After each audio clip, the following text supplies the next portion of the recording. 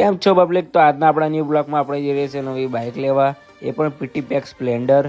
અને એ બી એક નહીં, બે કેમ કે જયેશભાઈએ લીધી એટલે સુમિતભાઈ કીધું તમે લીધું એટલે અમારે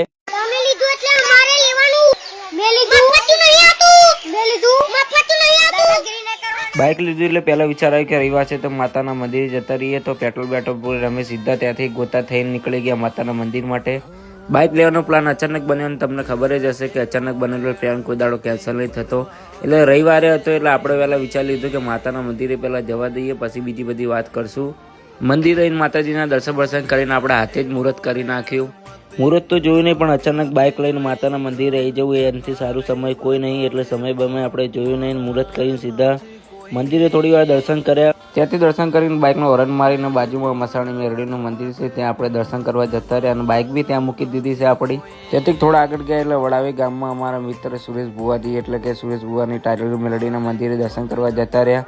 મંદિરે જઈને થોડી વાર માતાજીના દર્શન કર્યા અને 5 મિનિટ આરામ કરીને આપણે ત્યાંથી નીકળી ગયા, કેમ કે ભુવાજી થોડા કામથી બહાર હતા એટલે મળી શક્યા નહીં. માં મેલડીના દર્શન કરીને પાછા આપણે રિટર્ન મંદિર ઉપર આવ્યા અને મંદિરનું કામ ચાલતું હતું, કેમ કે અત્યારે નવરાત્રી આવે છે એટલે મંદિરનું સાફ સફાઈનું કામ ચાલતું હતું. તો અમને થોડો ખ્યાલ આવ્યો કે આપણે થોડું ઘણું કામમાં હાથ બટાઈ દઈએ.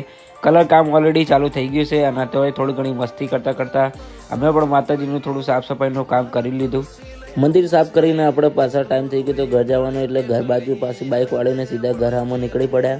નવી બાઇક હતી એટલે થોડું રેસિંગ વાળું બી થઈ ગયું હતું. રસ્તામાં અમારા સુમિતભાઈને અને જયેશભાઈને પછી બરોબરની ભૂખ લાગી એટલે આપણે ખાતરેજ ચોકડી થોડા નાસ્તા બાસ્તા કરવા માટે ઊભા રહી ગયા હતા ત્યાં. પછી ત્યાંથી બાઇક લઈને પાછા નીકળવાનું કર્યું ઘરામાં જતા હતા એટલે સુમિતભાઈને નજર પડી કબૂતર ઉપર અને રસ્તામાં કબૂતર પડ્યું હતું એટલે એની મદદ કરવી આપણે ઇન્સાનિયતનો ધર્મ કહેવાય. એટલે આપણે થોડું સાઈડમાં ખાડો બાડો કરીને વ્યવસ્થિત જગ્યા જ્યાં કોઈ ખોદાણ ના થતું હોય ત્યાં ખાડો કરીને કબૂતરને આપણે દાટી દીધું હતું. પછી ત્યાંથી થોડી વાર 5 મિનિટ ઊભા રહી અને અમે નીકળવાનું ચાલુ કર્યું. ત્યાંથી નીકળીને સીધા ઘરામાં આવ્યા એટલે આપણને બીજો કબૂતર મળેલો પડ્યો જે રસ્તામાં પડ્યો હતો કેરનું મંદિર સામે. તે આપણે કબૂતર લઈને સીધા આપણે આવી ગયા જીએમડીસી ગ્રાઉન્ડમાં, કેમ કે સિટી બાજુ દાટે એવું કોઈ હતું નહીં અને આપણે સારી જગ્યા જોઈ જ્યાં ખોદાણ ના થતું હોય ત્યાં આપણે ખોદીને આપણે દાટી દીધું. ખાસા સમયથી આ કબૂતર મંદિરના આગળ પડ્યું હતું પણ કોઈનું ધ્યાન ગયું નહીં. ચલો જવા દો, શું ખબર આ કામ આપણા જ નસીબમાં લખેલું હોય. આગળ જતાં બધું કામ આપણું અહીંયા પૂરું થાય છે અને બ્લોગ પણ આપણો અહીંયા પૂરું થાય છે. અને રસ્તામાં કોઈ પણ જંગલી જાનવર મળે તો ઇન્સાનિયત બતાવીને એની મદદ જરૂર કરો. જય માતાજી.